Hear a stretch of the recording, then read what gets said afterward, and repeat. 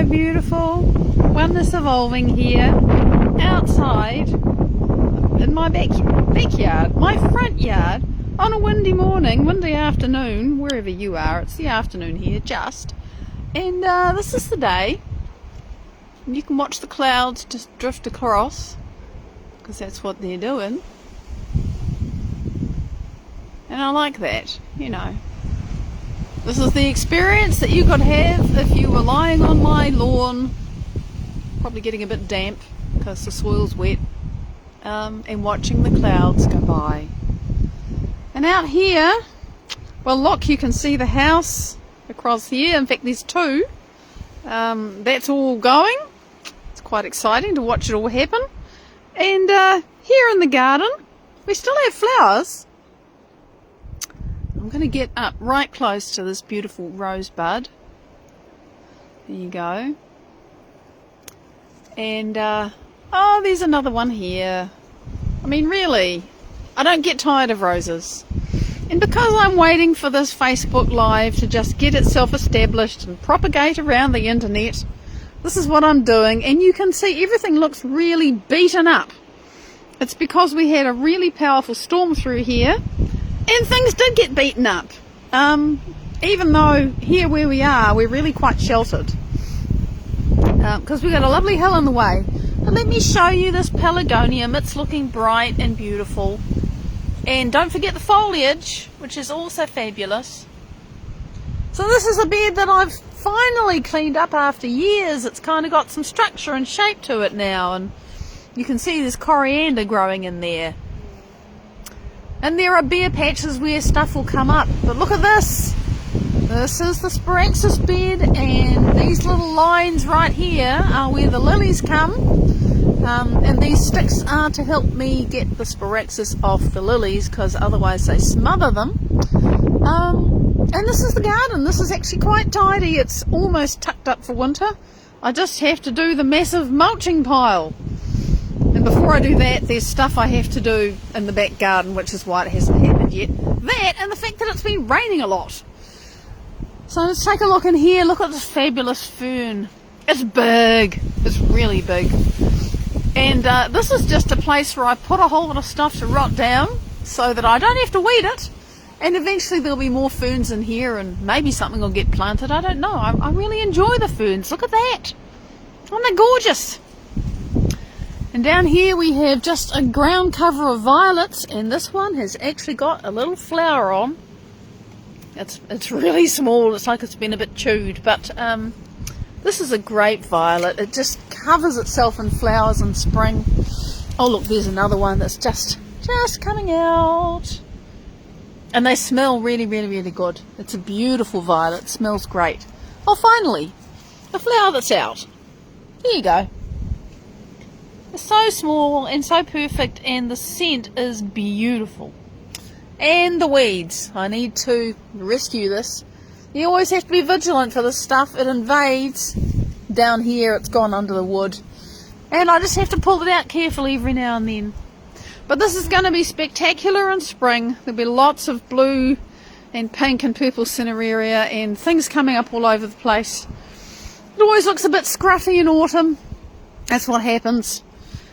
And we're just going to enjoy the detail of these fabulous leaves on the Luculia. That's probably a better one with the light coming through it. And then I'm going to turn this around and go inside and tell you what I've been doing this morning, for God of me, because I have been doing a download. That's what happens now. I sit down. I actually have to, literally, it's like I have to empty out my mind and let this other mind in that wants to write through me. Hi Serena Faye, it's great to see you. Just going inside to properly get started. I've just done the garden ramble because I have to do that while this has a chance to get out so people like you can actually see it. Because I realised that I was getting into all the stuff and then nobody could actually get on in time. So now I'm going to put the phone down. I've got two hands. Watch out, I'm going to have two hands. So today, what I've been doing, and really I have been writing about how it is that love literally holds our bodies and the whole universe together. Because I was trying to find a way to, write some kind of line, and that was what came to me. And what's happened is that this is the third week now that I have actually been just tuning in, getting out of the way, not channeling. I'm not a channel, and I don't go into trance, but I do go into sort of altered state, and I'm tuning into a mind that I know as the 0 point field, and it writes. It tells me what to write, and it's writing about really how to connect with it, and what it is, and who it is. And in terms of quantum physics, the 0 point field is this place which is everywhere and nowhere, because we don't know how to experience it with our eyes and ears. But it's a place where quantum things happen that, again, we can't sense those with our eyes and ears, but it's actually where all of the stuff that we can poke and breathe and interact with comes from. That's the 0 point field. It's also a place where there's an enormous amount of energy and there's an enormous amount of information. So, where we got to is that the 0 point field is really introducing itself, which sounds like a stupid thing, but there you go. That's what it does. And it has said, I'm the 0 point field and I am love. And it is explaining what that actually means. And the very first thing it said last week is that love is really not about emotion. It's not about that at all. And it took us inside an atom. And when we looked at an atom, there's a very tiny thing in the middle called the nucleus, which is this, there's a lot of energy in the nucleus, but it's very tightly contained. And then there's a whole lot of space. And there are these teeny tiny little particles that we know as electrons that just pop in and out of existence in that lot of space. And the nucleus is tiny and the electrons are so small they hardly exist at all. And it says, well, I'm in the space. All those other bits, there's those tiny bits of matter and I'm in the space. And this week, the 0 point field wanted to explain more about what it is. If I'm there and I'm in the space and I love you, which it told us last week very dearly and very much, well then, and it does, oh my God, it does. It does love us. Well, then what actually is that love, and what's the deal, and why can't we see it, and why can't we connect with the unified field if it's within us and all around us, and what's the deal with all this love business? Because love, the 0 point field says I'm love, and then the first problem it has that we have is that everybody has a different idea when you say that word. So we're still talking about love, because we talked about love last week and we talked about love this week and we talked about the atom and we came back to talking about the atom. So anyway, I made some notes. I have my little pad. We're still talking about love this week, is what 0 point field was explaining, and it's not what you think. And it's not the kind of love that the 0 point field is talking about and explaining and feels in every moment for all eternity for each one of us, you and me, is not at all like the love that we think of often. It's like, I love that person. I feel a certain way for that person. That isn't what the 0 point field is or considers or thinks about as love. Not at all. Because, just to get a little bit technical for a minute, in order to feel the kind of love that we feel, that love actually happens because there's a certain thing that happens inside your heart and there's a certain thing that happens in your brain, which actually means there's chemistry that happens in your body that literally gives you that feeling of being in love with someone or loving them or, that whole thing. In order to have that experience that we call love in that way, you got to have a human body. I'm going to point out the obvious. The 0 point field does not have a human body. It's so much bigger than that.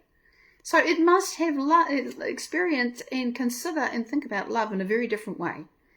And that, by the way, is what it's trying to explain to us. So, love is not what you think. Because you're human, you experience it this way. But I'm the 0 point field and I have a concept, an idea about love that's very different. So In fact, the 0 point field went so far as to say that what it understands as love is unrecognizable to us. What? That's love to you? So this is the gap in understanding that we are trying to bridge between you and me and the 0 point field. And I could feel the awareness working to condense itself down into concepts and ideas that I had in my mind, because that's all the 0 point field has to work with. There has to be concepts and ideas in my mind, and I've spent the last 6 years building those concepts and ideas, really. Anyway, I'll never get through what I want to share with you if I go off on that tangent. But love, according to the 0 point field, otherwise known as the source, the unified field, God, the absolute, the all in all, the beginning and the end, all of those things, whatever words you have for that, love is not what we think it is. So what the 0 point field said, got through, is that love really is the fundamental structure and fabric of everything. You know, talking quantum physics now, it's this fundamental thing that's at the basis of everything that you and I can poke or measure or experience. And more than that, it's a pattern. It's actually a pattern. And it's self-organizing. Which is kind of a weird thing to think that there might be something that fills the whole universe, actually isn't the universe, and yet is the universe, and is kind of organizing the universe, and it's self-aware, and it's a pattern. I mean, there's a really fractal thing going on here, actually, and no fractal was mentioned in the course of the writing today. But sooner or later, I expect the 0 point field will get to explaining that, because the fractalness of what we're experiencing here and the holographic nature of everything else, that's another big thing I've thrown at you, is just, it's mind and heart blowing. But let me stay on target. So, you see that pattern in evidence, by the way, wherever you look on planet Earth. You see it in the spiral of a flower, like we saw the spiral in the rose in the garden. If you just jumped in now, at the beginning I spent a little bit of time outside in my garden while the video got started, and you see the spiral in the rose, and you see the spiral in the cacti, and you see like a 3-leaved clover. Where does it get its symmetry from? And you see like a starfish, it's got 5 bits. Where does it get that perfect shape in it? That's so beautiful. Where does all of this come from? It comes from this fundamental pattern that is the structure and the fabric of our universe. And that's actually the love that holds everything together. That is actually it. But let me carry on, because it still means nothing, really.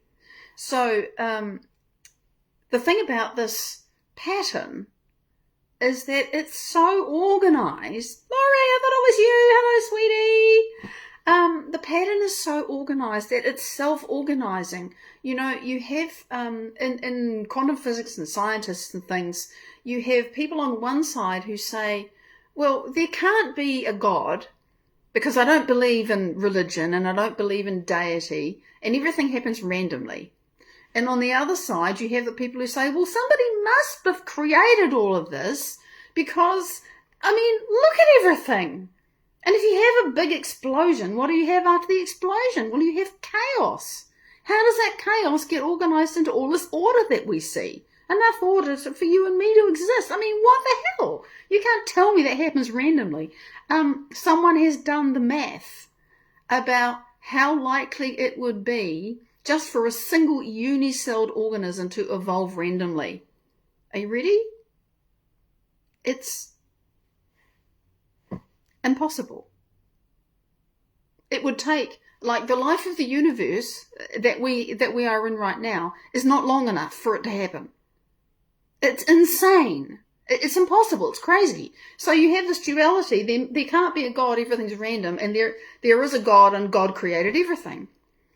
And what I feel, understand, and know to be true is that there's actually a third option, which is that this pattern that we see manifest everywhere in the universe, doesn't matter if you look at galactic superclusters or you look down in the smallest particles, or you look at the structures in the human body, you look at Google Earth from space, you see the same patterns everywhere. That pattern is throughout everything, and it's organizing everything, and it's self-aware. And it's this massive, great, it's the mind of everything. It's the mind of God. And yet it's no big guy sitting up in the heaven with a laptop deciding whether you've been good or bad. It's kind of much more profound than that. This to me is divinity. So it's self-organizing. And so when you have a big bang, but you have this fundamental pattern that is here, well, it's going to organize that chaos into order. That's just what it does. And if you look at what happens on this planet and what is even known about how life evolves, it starts off very simple and it just keeps evolving, and it gets more and more complex and more beautiful, more and more complexity, until you get an organism like humans. And even there are many animals which are now recognized to have some degree, whatever it is, of sentience. They know about that. They are an individual, some more than others. And there is much more research now that shows that plants know when you're about to pull them out of the ground. They know when they get hurt.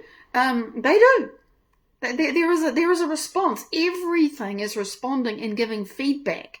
So there's some degree of sentience everywhere. Where does all that order come from? It's not chaotic. It comes from this pattern. This pattern is everywhere.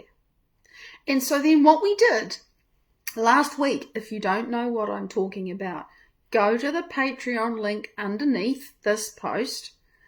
Follow me for free. You will not be spammed. And watch last week's chapter reading. I forgot what it's even called right now because I'm right here with you right now. But it's not a chapter reading anymore. Last week's energy packet, last week's thing, which was about love. Because we went inside, the 0 point field took us inside the atom and said, look, here's the nucleus. This is what it is. Here are the electrons, and look at all of this space. What's in the space? Guess what? It's me. And I love you so much you can't comprehend it.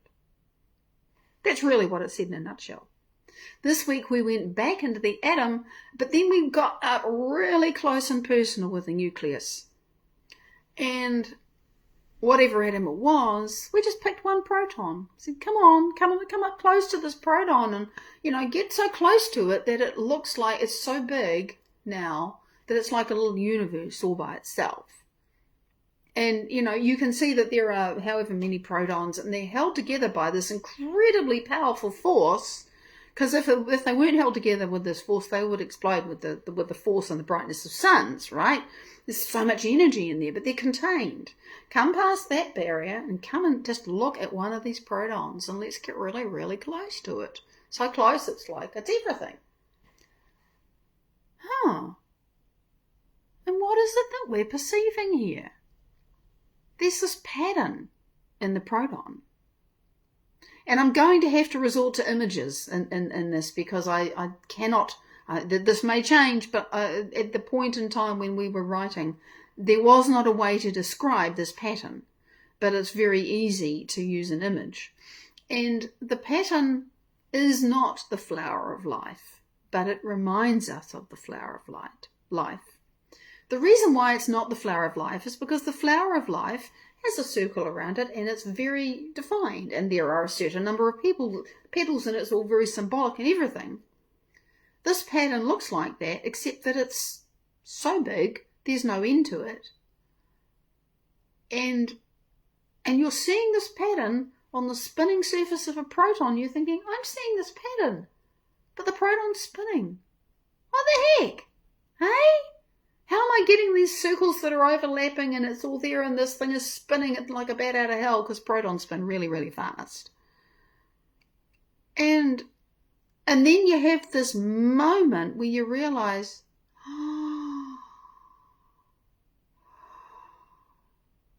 it's not a pattern on the skin of the proton at all. What I'm seeing is infinite numbers of little spinning spheres of energy. and they're interlocked. They're packed.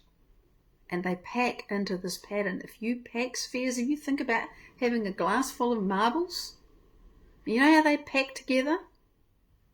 Quite perfectly, or probably a box would be better because a glass it's not going to be regular. If you put marbles into something that allows them to stack regularly, you get that regular shape. Well, the difference here is that instead of being next to each other, the spheres interlock. And they do it and they form this beautiful tetrahedral pattern, which you find everywhere in the universe, and that is the three-dimensional flower of life. And your brain's kind of exploding as you're observing this proton, because it's that, but it's infinite. There are so many, you can't grasp how many. Like there's so many petals in the flower. It's infinite. It appears infinite. And you see that each one of these things is a little ball of spinning energy, and the whole thing's a ball of spinning energy, but all these little tiny things are a spinning ball of energy as well. There are going to have to be visuals for that. It's too hard to write, even for the 0-point field, because it's got to be translated. And of course, that's not really how the 0-point field experiences it anyway. But, you know, we're humans, we need something to put a handle on. So the point being that those tiny little pieces, infinite numbers, almost infinite, there is actually a number, but it's a very, very, very big number, of those tiny spinning spheres that lock together in a three-dimensional flower of life pattern that is enormous. It's vast. It's beyond comprehension. That pattern is inside one proton. Every single proton in the universe, that same pattern. And you find that pattern contains all the other symmetries that I mentioned before, like the starfish and the rose and the cactus and how the trees grow and everything. It's all in there. That pattern is fundamental to everything. And that pattern, those interlocking spheres, that's the proton. So all of the matter in the universe, including your body, has that pattern at its core in every single proton. That's what it is. It's a huge, amazing, massive, mind-bendingly incomprehensible flower of life made of spinning bits of energy. And that tetrahedral structure is also, you know, like water has a tetrahedral structure, diamond has a tetrahedral structure. It pops up everywhere, and all the other structures in our universe are built of that. And more than that, so that's the matter in our universe, which is 4%.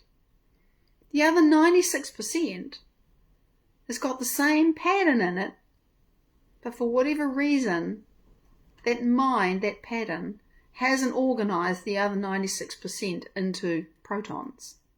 I mean, we need the space. We've got to have the cosmos. So there's the mind, the pattern, the thought that makes all of our protons. And this is 0-point field, God, source, love, the absolute. This is love.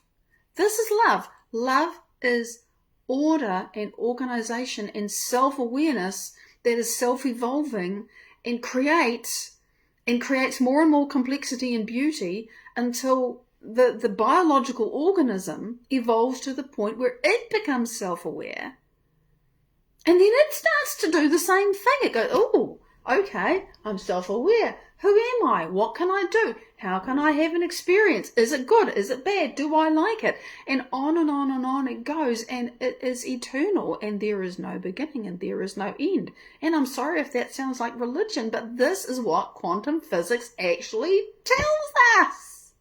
Now, it's only recently been put together, and there are still many people who disagree with this model. The problem is that nobody's been able to find a hole in the maths. The equations, the mathematics shows so clearly that this actually works. And for me, it's beyond that. It's become this visceral truth that makes sense to me. So that's why I'm talking about it, because it makes sense to me. So this was a nice little story that the 0-point field told. You know, you have the atom, and it's got its little nucleus and these, in this huge space. Comparatively, the nucleus is so small in any atom. There's an enormous amount of space around it. These little electrons zipping in and out of existence. You know, if the matter, which is just organized energy, in that atom is so freaking tiny, how the heck does it manage to organize all of that space? How does it manage to occupy all that space when the electrons are so weak and weeny and the nucleus is tiny? How does it manage to do that? It's because of the pattern. It's because of the mind. It's because of the... I don't have the right words. I can feel it. It's because of everything that is in the space that gives it shape, that organizes those bits of energy into matter and leaves the rest as disorganized. It's a balance. If you organize everything, nothing can move. So there's organization and there's disorganization and there's a balance, and you get this beautiful pattern that we experience. And yes, it holds our bodies together. And that is love. And when humans actually really connect with love, and I mean being in a deep state of connection, it means your heart is coherent and your brain is coherent. However you get there, that is the only way that you're going to feel a deep sense of love. It's not possible any other way. So sometimes when people experience deep experience of love, they have some kind of strange or mystical or unexplained experience that they think, that was gorgeous, that was amazing, I don't know what it was, but wow. And what's happened is that because they're in that experience of love, their whole body is kind of more aligned and more resonating, if you like, more in tune with the great mind that organizes this whole universe in every moment, including you and me. Because they're in such a state of love that they're closer to that order and that balance and that beauty that I know is the 0 point field, and which is doing its best to communicate with us in many ways and through many people. This is just how it's playing with me, working and playing and communicating with me. So the point the 0 point field made is that this pattern in the proton, which I have tried to describe and hopefully not failed too badly, because I can feel it, I can perceive it in my mind, but to explain it to you, it's like, what does a mango taste like? Well, you just have to eat the mango and then you know. That pattern is the 0 point field. That energy, that pattern, that mind, it's like the equation that underlies this whole universe. And you know, in my meditations, I have had experiences of feeling that I'm in a universe where the equation is different. Very different. Still gorgeous, but it's totally not this universe. Because what's to say this is the only one? I don't think it is. Just for fun, throwing that in to be confusing. So that's what we wrote about this week. They're really big topics. And it's really interesting sitting there. I have music on, the right sort of music, because music takes over my brain. It really does. And it helps me to think less and just hear and listen and be the editor that says, hang on, we've missed a bit there. We've filled in, we need to fill in this gap. It's really quite something to sit there and feel the kind of going on inside my mind as I can feel this enormous mind trying to find a way to communicate what it wants to communicate. It gets easier. That's what I've noticed. This is my third little adventure doing this, and it gets easier. And I'm grateful for that. So that's this week's rave about this morning. If you would like to hear me read this download, it will be published on my Patreon in a couple of days. So it costs you nothing to follow me for free. If you'd like to support me a little, then you get more And you can check that out on my Patreon. It's very easy to see what the options are. And I'm just grateful to have you with me. I really appreciate your attention and your interest, and I'd love to know what you think. Although there's, it's like, how do you talk about this stuff? I know the challenge. So yeah, if you'd like to hear me read this, then check it out on Patreon. If you've got this far on YouTube, thanks for watching. I really appreciate it. I hope you like and subscribe, because there'll be another one next week. Until then, very much love. Bye-bye.